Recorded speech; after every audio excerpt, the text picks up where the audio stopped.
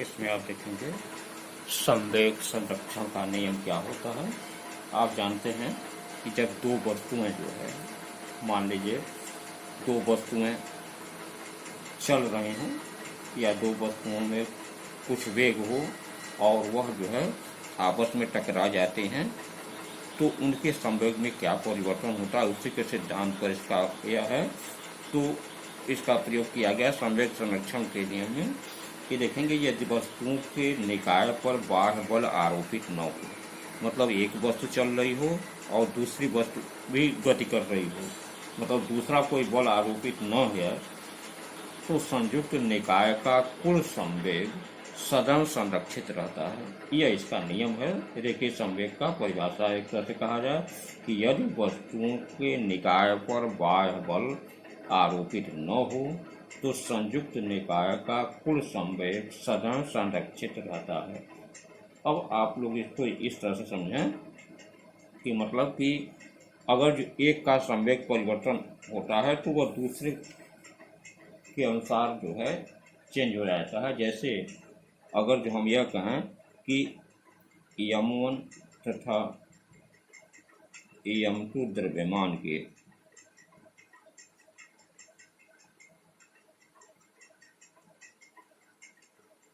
दो वस्तु हैं,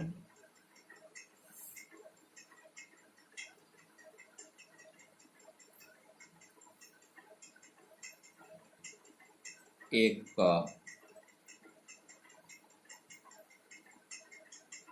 प्रारंभिक वेग u1 तथा दूसरे का u2 हो,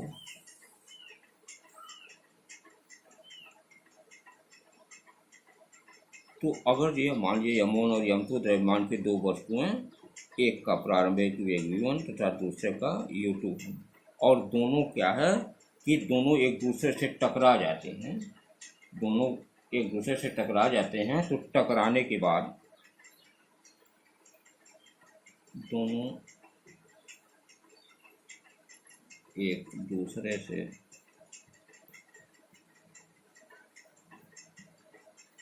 टकरा जाएं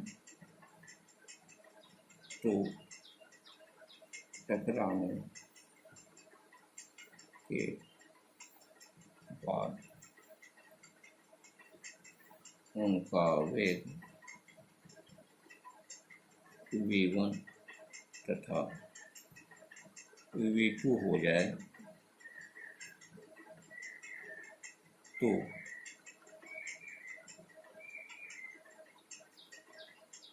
टकराने के पूर्व संवेग, टकराने के पूर्व संवेग जो होगा आप जानते हैं कि यह जो है आपका p1 बराबर हो जाएगा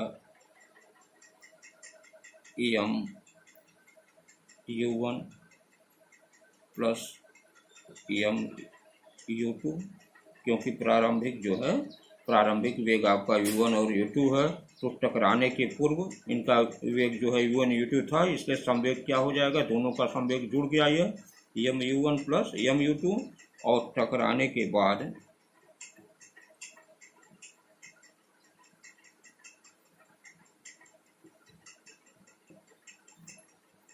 संवेग p2 बराबर हो जाएगा m v1 plus m v2, यह m v1 और m v2 हो जाएगा। अब यह जानते हैं कि इस नियम इसमें जो है दूसरा बल आरोपित नहीं है, तो टक्कर के पहले का संवेग एक तरह से टक्कर के पहले का संवेग बराबर होता है टक्कर के बाद का संवेग, या हम कहें m1 u1 plus m2 u2 बराबर हो जाएगा m1 v1 plus m2 v2। मतलब यह हुआ कि यह दो वस्तुएं कहीं भी टकराती हैं तो उनका संवेग जो है संरक्षित रहता है। वह जो है प्रारंभिक संवेग बराबर होता है उसके बाद के टक्कर के बाद के संवेग के। यह आपका संवेग संरक्षण का नियम है और यह आपका इसका सूत्र है जिसका हम उपयोग करके इसको हल करते हैं।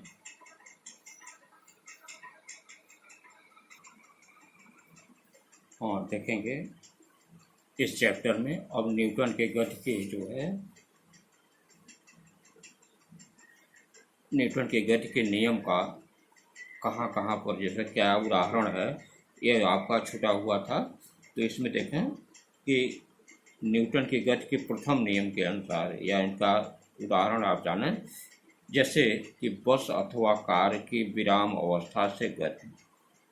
मतलब यदि आप देखते हैं कि किसी बस अथवा कार में बैठे हैं और वह स्थिर है और एकाएक जो है जब आगे की तरफ बढ़ जाती है तो आप पीछे की तरफ जो है झुक जाते हैं। ऐसा क्यों होता है? आप जानते हैं कि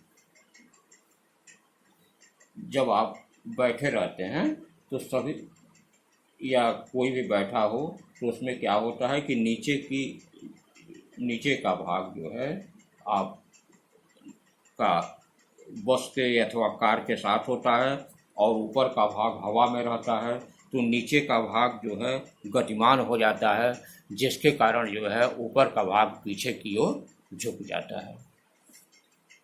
इसी प्रकार जो है अगर जो कोई गतिमान कार अथवा बस है तो एकाएक ब्रेक लगाने पर वह व्यक्ति जो है आगे की ओर झुक जाता है क्योंकि उसका नीचे का भाग गाड़ी के साथ होता है तो वह रुकना चाहता है और यह अब ऊपर का भाग जो है हवा में होता है तो वह आग करके नीचे की तरफ आगे की तरफ झुक जाता है। यह इसका नियम है। इसके अतिरिक्त जैसे आपका है कि कंबल को तेजी से झाड़ने पर धूल के कणों का अलग हो जाना। आप जानते हैं कि उसमें धूल के कणों में जड़त्व तो होता है और उसको जो है जब हम झाड़ते हैं तो वह जड़त्व के कारण अलग हो जाते हैं। इसके अतिरिक्त जैसे एक उदाहरण है कि पेड़ की शाखा को जोर से हिलाने पर फल अथवा पत्तियां झड़ करके नीचे आ जाती हैं। तो आप जानते हैं कि जब पेड़ को हिलाया जाता है तो जड़त्व के कारण पत्तियां और फल अपने स्थान पर ही रहना चाहते हैं लेकिन वो नीचे गिर जाते हैं जड़त्व के कारण। इसके अतिरिक्त आप देखेंगे अगला उदाहरण है कांच की खिड़की पर बंदूक से दागी गई गोली द्वारा छोटा छिद्र बनना। बंदूक से दागी गई गोली जब अति तीव्र वेग से कांच से टकराती है तो जिस छिद्र से गोली कांच में बाहर जाती है उसके समीप कांच जड़त्व के कारण स्थिर रहता है तथा गोली अपने आकार के अनुसार छोटा छिद्र बनाती है। जबकि यदि कांच पर कोई पत्थर हम फेंक दें तो संपूर्ण कांच की खिड़की चटक जाती है क्योंकि पत्थर को शीशे से पार करने में अधिक समय लगता है। इस कारण शीशे का शेष भाग भी गतिमान हो जाता है और शीशा चटक जाता है। दूसरा है इसमें जैसे लंबी कूद की खिलाड़ी का कूदने से पहले तेज दौड़ना।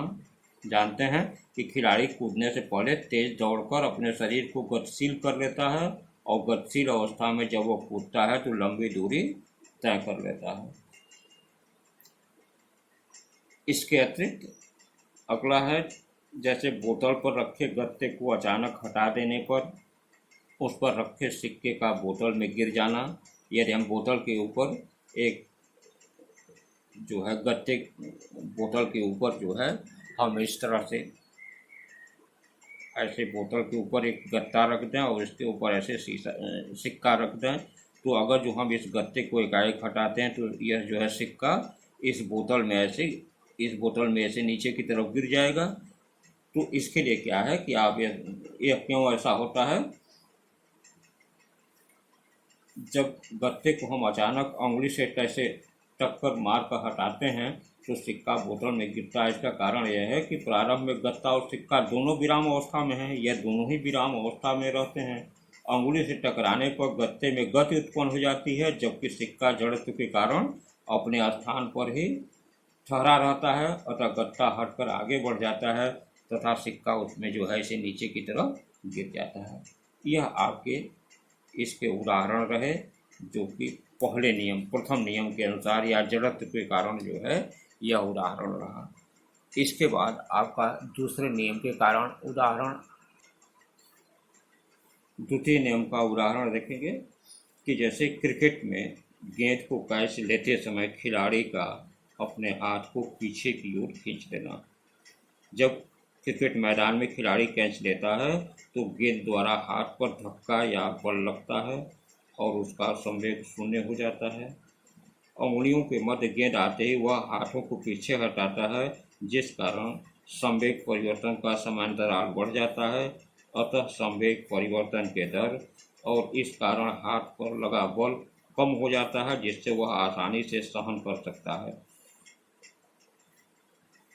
दूसरा उदाहरण, जैसे ऊंची कूद के खिलाड़ी का स्पंज के गद्दे पर गिरना। ऊंची कूद का खिलाड़ी जो है स्पंज के गद्दे अथवा मिट्टी पर गिरकर संवेग परिवर्तन के दर को कम करता है, जिससे उसको चोट कम लगती है। तीसरा, कराटे के खेल में खिलाड़ी द्वारा टाइलों के समूह को एक ही बार में तोड़ना।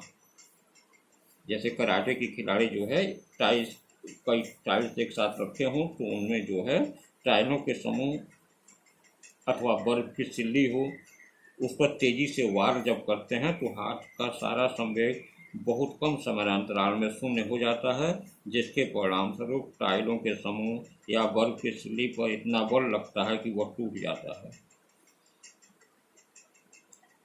अगला उदाहरण, जैसे गाड़ियों में स्प्रिंगों का प्रयोग करते हैं कि टूटी हुई सड़क पर चलती हुई कार या बस से उत्पन्न धक्कों को मंद करने के लिए उसमें स्प्रिंगें लगी होती हैं। स्प्रिंग के कारण समांतराल में वृद्धि हो जाती है तथा संवेग परिवर्तन की दर कम हो जाती है और लगने वाले धक्कों का प्रभाव जो है कम पड़ता है। इसके अतिरिक्त जैसे बॉक्सर का अपना सिर पीछे की ओर करते हैं, जब एक बॉक्सर अपने सामने वाले बॉक्सर के पंच के प्रभाव को कम करने के लिए अपना सिर पीछे की ओर ले जाता है। इसका कारण यह है कि सिर को पीछे करने से उसका समांतराल बढ़ जाता है, जिससे संवेग परिवर्तन तथा पर लगने वाला बल का प्रभाव कम हो जाता है। तो यह आपका रहा, ये सब उदाहरण रहे, इसको आप किताब से भी पढ़ सकते हैं। इसके बाद तीसरे नियम के आधार पर जो है तृतीय नियम के कुछ उदाहरण, जैसे बंदूक से गोली चलाने पर बंदूक का पीछे हटना। आप जानते हैं यह जो है प्रत्येक क्रिया के बराबर विपरीत प्रतिक्रिया वाले में है। जब किसी बंदूक से गोली चलाते हैं तो उसमें भरी बारूद गैस में परिवर्तित हो जाती है। इसी कारण गोली तीव्र गति से बंदूक से बाहर निकलती है। यह गोली भी बंदूक या विपरीत दिशा में समान प्रतिक्रिया बल लगाती है। इसी के कारण बंदूक पीछे की ओर हटती है।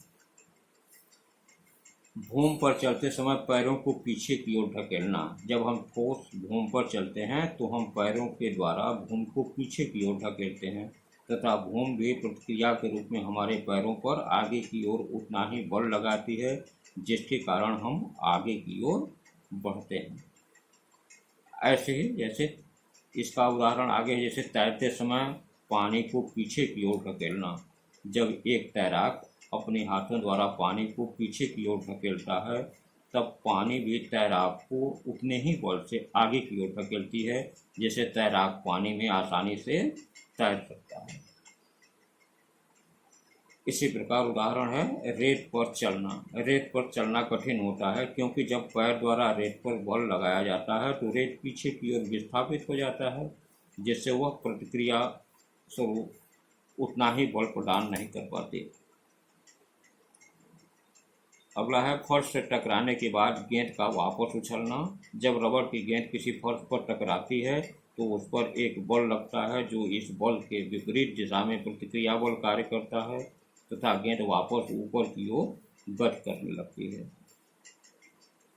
इसके बाद है कुएं से जल खींचना। जब कोई व्यक्ति कुएं से जल से भरी बाल्टी को ऊपर की ओर खींचता है तो वह रस्सी पर अपना ही बल लगाता है, तो रस्सी भी व्यक्ति को अपने ही और उतने ही बल से प्रतिक्रिया बल से खींचती है।